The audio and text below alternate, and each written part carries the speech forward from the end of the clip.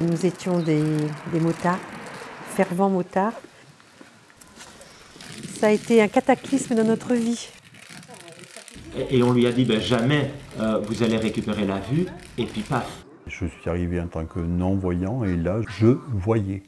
Personne n'a souhaité contrôler quoi que ce soit. Aller voir donc un marabout. Mon philosophe préféré, c'est James Bond. Il ne faut jamais dire jamais. Je vais prochainement retourner à Liège. Nous avons invité Gérard au Coma Science Group de l'Université de Liège.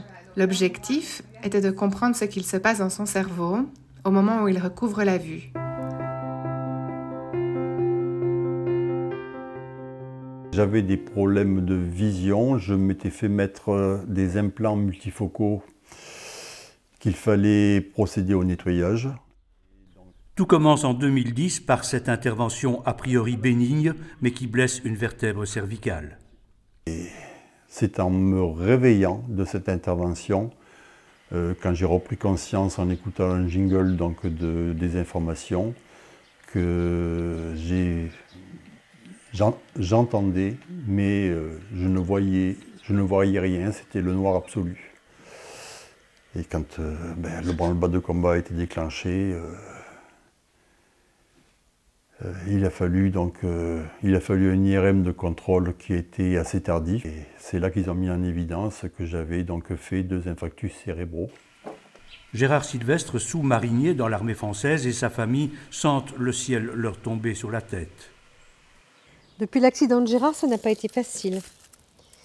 Ça a été un cataclysme dans notre vie. Et puis, nous étions des motards, de fervents motards. Donc ça, c'est sa dernière moto, 1 an avant l'accident. L'erreur médicale sera reconnue et elle justifiera une forte indemnisation, mais elle se paye cash. Entre services hospitaliers et centres de prise en charge pour malvoyants, Gérard est emporté dans une farandole d'institutions peu réceptives et donc vers des pensées de plus en plus sombres, jusqu'à ce nouvel élément imprévisible. Je me suis fait piquer par un insecte qu'on a pu identifier comme étant un frelon d'Asie. J'avais un doigt qui était vraiment très, très enflé. Et on m'a proposé donc de faire une anesthésie brachiale. Et au bout de quelques minutes, tout simplement, je voyais. Là, on m'a demandé d'aller dans ma chambre. On m'a enfermé.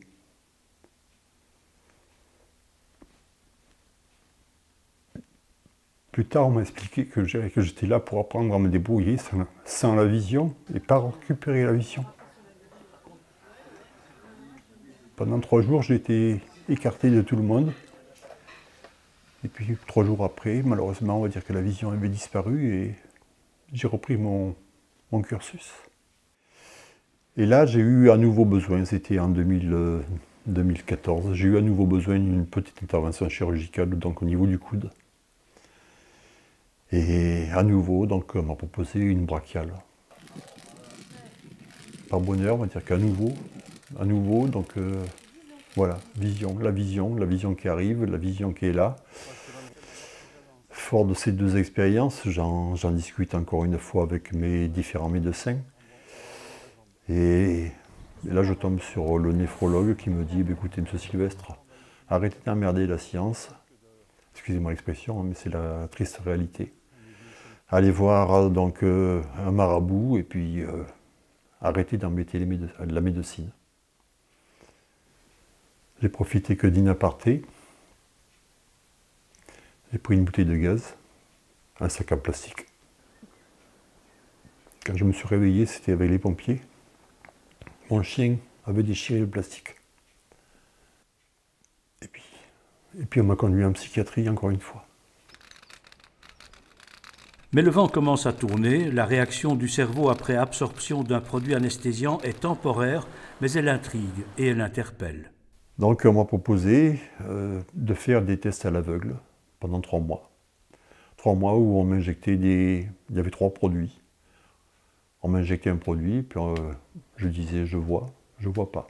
Et moi je ne me suis jamais trompé. Chaque fois qu'on m'injectait le bon produit, c'était je voyais. Et quand tu injectais notre produit, ben ou ça faisait mal ou ça ne faisait strictement rien. Il faudra encore 2 ans avant que des spécialistes en neurosciences fassent monter Gérard de Narbonne à Paris pour analyser les réactions de son cerveau. Les tests révéleront notamment une réaction inédite à la prise de zolpidem, un somnifère bien connu. La nouvelle parvient aux oreilles du Coma Science Group attaché à l'Université de Liège. Nous étudions les patients qui récupèrent du coma afin d'améliorer leur diagnostic, leur pronostic et les options thérapeutiques. Et donc dans ce cadre-là, nous utilisons parfois le zolpidem, qui est un somnifère, mais dans 5% des patients, eh bien, ils se réveillent avec ce somnifère. Certains vont pouvoir marcher, manger, parler, mais juste pour la durée du médicament, donc environ 4 ou 5 heures. Et c'est ici ce qu'on voit chez ce patient qui est venu il y a quelques semaines à l'hôpital chez nous. Et vous voyez que quand il prend du zolpidem, eh bien, il arrive à boire, alors que s'il ne prend pas ce médicament, il n'arrive pas du tout à boire ou même à communiquer avec son entourage. Nous te proposons de venir à Liège le lundi. L'AVC subi par Gérard Sylvestre n'a pas blessé les yeux qui restent fonctionnels, c'est le cerveau qui est atteint.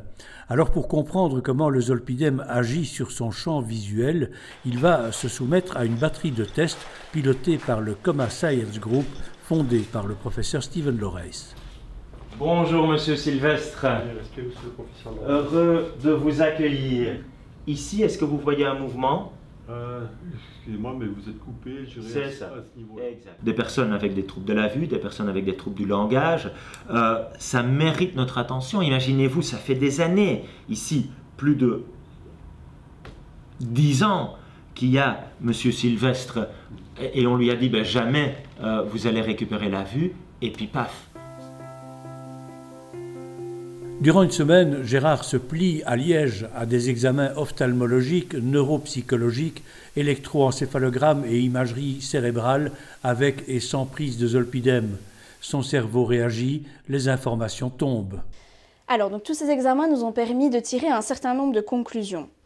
Lorsque Gérard récupère la vue, l'effet lui apparaît vraiment spectaculaire et on peut le comprendre.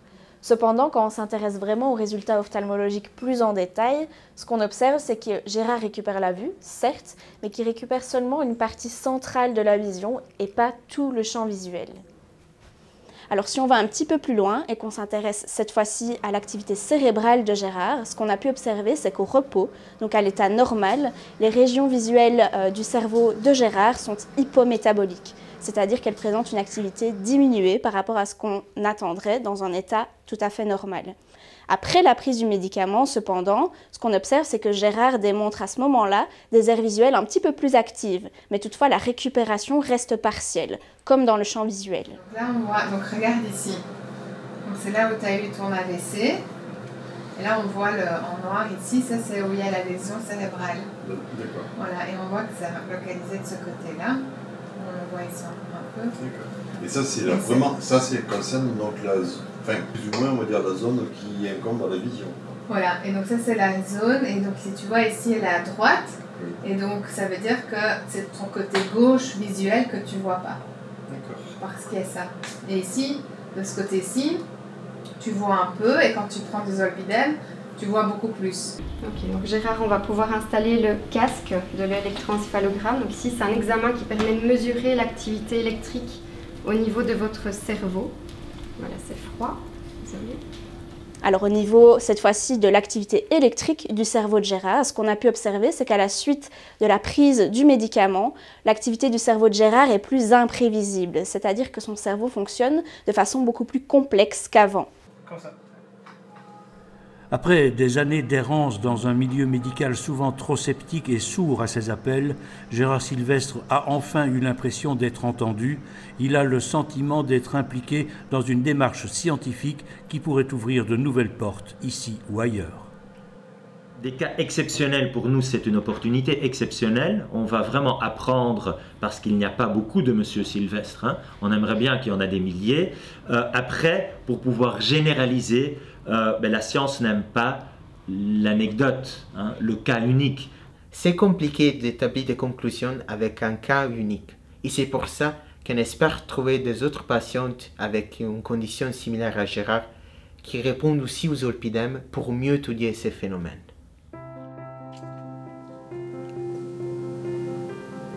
Voilà, la couleur arrive. C'est bon, c'est le bon.